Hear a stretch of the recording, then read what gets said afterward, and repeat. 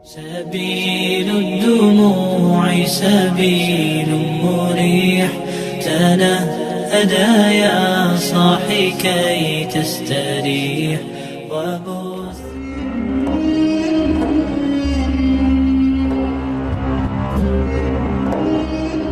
Bismillahirrahmanirrahim. Innal hamdalillah nahmaduhu wa nasta'inuhu wa nastaghfiruhu wa na'udzu billahi min syururi anfusina wa min sayyiati a'malina. May yahdihillahu fala mudilla lahu wa may yudlil fala hadiyalah. Asyhadu an la ilaha illallah wa asyhadu anna Muhammadan abduhu wa rasuluh. Allahumma salli wa sallim ala Sayyidina Muhammad wa ala alihi wa sahbihi ajmain. Amma ba'du. Syukur alhamdulillah, senang sekali rasanya kita semua bisa berjumpa lagi di channel ini. Sholawat serta salam semoga tetap tercurah limpahkan kepada junjungan kita Nabi besar Muhammad sallallahu alaihi wasallam. Allahumma salli ala Sayyidina Muhammad wa ala ali Sayyidina Muhammad. Harapan dan doa saya, semoga saudaraku semuanya selalu diberikan kesehatan, dimurahkan rezekinya, serta diampuni segala dosa-dosanya, dan dipanjangkan umurnya. Amin ya rabbal alamin. Sahabat beriman yang dirahmati Allah, bagi sepasang suami istri, hubungan suami istri tidak hanya memberikan kesenangan, kebahagiaan, dan meningkatkan keharmonisan rumah tangga saja, namun juga mulia dan berpahala, sebab dilakukan dalam kondisi halal. Hubungan suami istri juga dapat menjadi perkat atau kunci rumah tangga yang bahagia, dan menjadi hak bagi keduanya, yakni suami dan istri. Agar lebih bahagia dan bersemangat ketika melakukan hubungan suami istri bagi yang sudah menikah, berikut ini 15 pahala berhubungan suami istri menurut pandangan Islam. Yang pertama yaitu dinilai sebagai sedekah. Dalam sebuah hadis meriwayatkan bahwa hubungan badan antara kalian dengan suami istri atau hamba sahaya kalian adalah sedekah. Para sahabat lantas ada yang bertanya kepada Rasulullah sallallahu alaihi wasallam, "Wahai Rasulullah, apakah kami mendatangi istri kami dengan syahwat itu mendapatkan pahala?" Beliau menjawab, "Bukankah jika kalian bersetubuh pada yang haram, kalian mendapatkan dosa? Oleh karenanya, jika kalian bersetubuh pada yang halal, tentu akan mendapatkan pahala." Lalu yang kedua, membersihkan jiwa.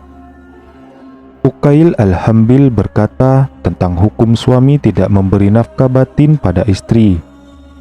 "Ketika aku terkunci, mentok pada suatu permasalahan ilmu, maka aku panggil istriku untuk berhubungan badan. Ketika aku selesai, maka aku ambil kertas dan aku tuangkan ilmu padanya, mulai menulis. Karena jima dapat membersihkan pikiran dan menguatkan pemahaman."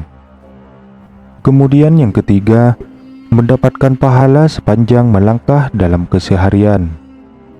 Dalam hadis diriwayatkan bahwa barang siapa yang menggauli istrinya sehingga mewajibkan mandi pada hari Jumat, kemudian dia pun mandi, lalu bangun pagi dan berangkat ke masjid pagi-pagi.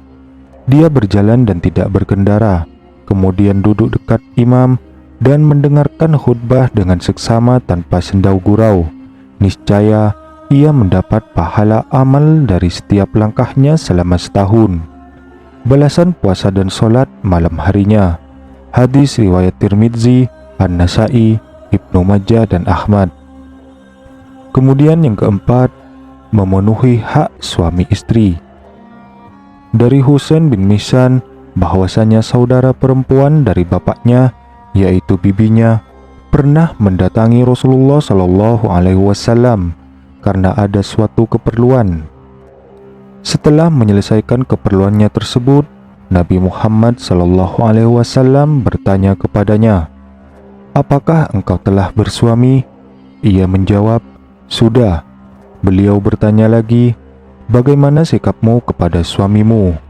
Ia menjawab, "Aku tidak pernah mengurangi haknya, kecuali aku yang tidak mampu mengerjakannya." Maka Rasulullah SAW menjawab, "Perhatikanlah bagaimana hubunganmu dengannya, karena suamimu merupakan surgamu dan nerakamu." Rasulullah SAW bersabda, "Demi Allah, yang jiwa Muhammad berada di tangannya, seorang wanita tidak akan bisa menunaikan hak Allah sebelum ia menunaikan hak suaminya. Andaikan suami meminta dirinya, padahal ia sedang berada di atas punggung unta, maka ia, istri, tetap tidak boleh menolak." Lalu yang kelima, jalan ke surga. Dalam Quran surat An-Nisa ayat 114, Allah SWT berfirman, "Tidak ada kebaikan pada kebanyakan bisikan-bisikan mereka, kecuali bisikan-bisikan dari orang yang menyuruh manusia memberi sedekah atau berbuat ma'ruf atau mengadakan perdamaian di antara manusia. Dan barang siapa yang berbuat demikian karena mencari keridhaan Allah, maka kelak kami memberi kepadanya pahala yang besar." Lalu yang keenam, pahala seperti kurban. Rasulullah SAW bersabda, "Barang siapa yang mandi di hari Jumat seperti mandi janabah, kemudian datang di waktu yang pertama, ia seperti berkurban seekor unta. Barang siapa yang datang di waktu yang kedua, maka ia seperti berkurban seekor sapi. Barang siapa yang datang di waktu yang ketiga, maka ia seperti berkurban seekor kambing gibas. Barang siapa yang datang di waktu yang keempat, ia seperti berkurban seekor ayam." Kemudian yang ketujuh, didoakan malaikat. Diriwayatkan dalam sebuah hadis, "Dan barang siapa yang datang di waktu yang kelima, maka ia seperti berkurban sebutir telur. Apabila imam telah keluar dan memulai khutbah, malaikat hadir dan ikut mendengarkan zikir khutbah." Hadis riwayat Bukhari dan Muslim. Kemudian yang kedelapan, jauh dari laknat. Dari Abu Hurairah radhiyallahu anhu, Rasulullah SAW bersabda, "Jika seorang pria mengajak istrinya ke ranjang, lantas si istri enggan memenuhinya, maka malaikat akan melaknatnya hingga waktu subuh." Hadis riwayat Bukhari dan Muslim. Lalu yang kesembilan, yaitu membahagiakan diri dan hati. Diriwayatkan dalam sebuah hadis bahwa sesungguhnya wanita datang dalam rupa setan dan pergi dalam rupa setan. Jika seseorang di antara kalian melihat seorang wanita yang menakjubkan tanpa sengaja, maka hendaknya ia mendatangi atau bersetubuh dengan istrinya, karena hal itu akan menolak sesuatu berupa syahwat yang terdapat pada dirinya. Hadis riwayat Muslim. Lalu yang ke-10, membuat hati sejuk. Dalam suatu hadis meriwayatkan bahwa telah dijadikan kesenangan bagiku dari kehidupan dunia, istri, wewangian, dan dijadikannya penyejuk mata hatiku di dalam solat. Hadis riwayat Ahmad, An-Nasa'i, At-Tabrani, dan Al-Baihaqi. Lalu yang ke-11, yaitu pahala kasih sayang. Telah menceritakan kepadaku bapakku bahwa dia melaksanakan haji wada bersama Nabi Muhammad SAW. Beliau bertahmid dan memuji Allah. Beliau memberi peringatan dan nasihat. Beliau menuturkan cerita dalam hadisnya, lantas bersabda, "Ketahuilah, berbuat baiklah terhadap wanita, karena mereka adalah tawanan kalian.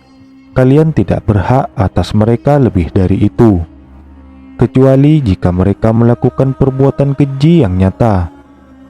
Jika mereka melakukannya, jauhilah mereka di tempat tidur, dan pukullah mereka dengan yang tidak menyakitkan. Jika mereka mentaatimu, maka janganlah kamu mencari-cari jalan untuk menyusahkannya.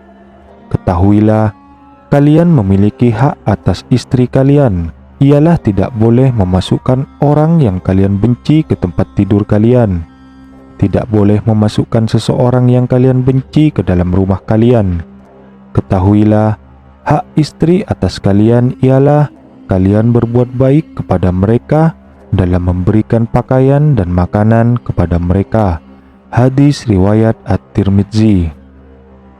Kemudian yang ke-12, menjadi pasangan terbaik. Aisyah radhiyallahu anha berkata, Rasulullah shallallahu alaihi wasallam bersabda, "Sebaik-baik kalian adalah suami yang paling baik terhadap keluarganya, dan aku adalah yang paling baik terhadap keluargaku." Hadis riwayat At-Tirmidzi.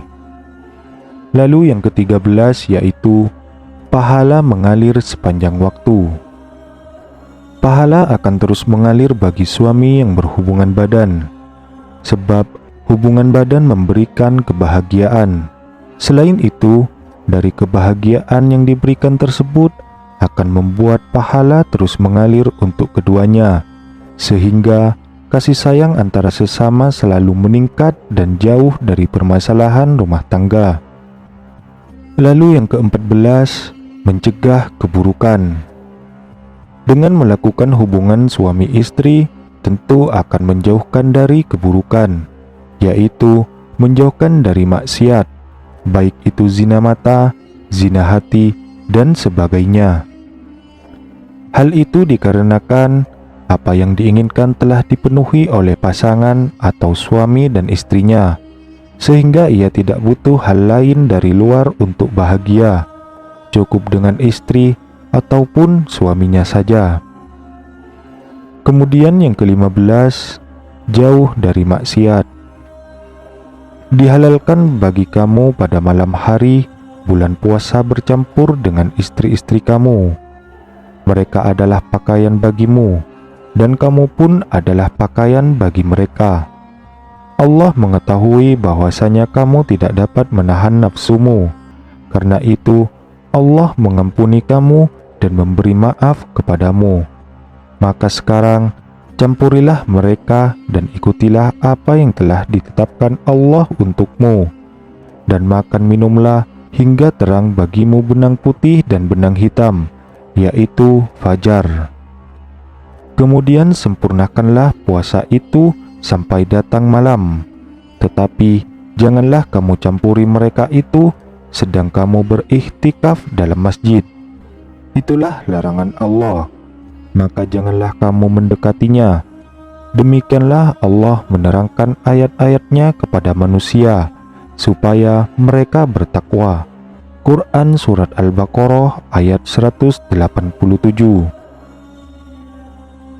Sahabat beriman yang dirahmati Allah, semoga dengan adanya video ini bisa menjadi wawasan dan menjadi motivasi untuk kita semua, agar terus meningkatkan kedekatan dan kasih sayang dengan suami istri, sehingga dapat menjadikan hal tersebut sebagai jalan pahala dan dapat mencegah maksiat. Dan yang terakhir, tak lupa pula saya doakan untuk para sahabatku semuanya yang telah menonton video ini. Semoga keluarga sahabatku semuanya dijadikan keluarga yang sakinah, mawaddah, warahmah fid dunya wal akhirat. Amin ya rabbal alamin. Assalamualaikum warahmatullahi wabarakatuh.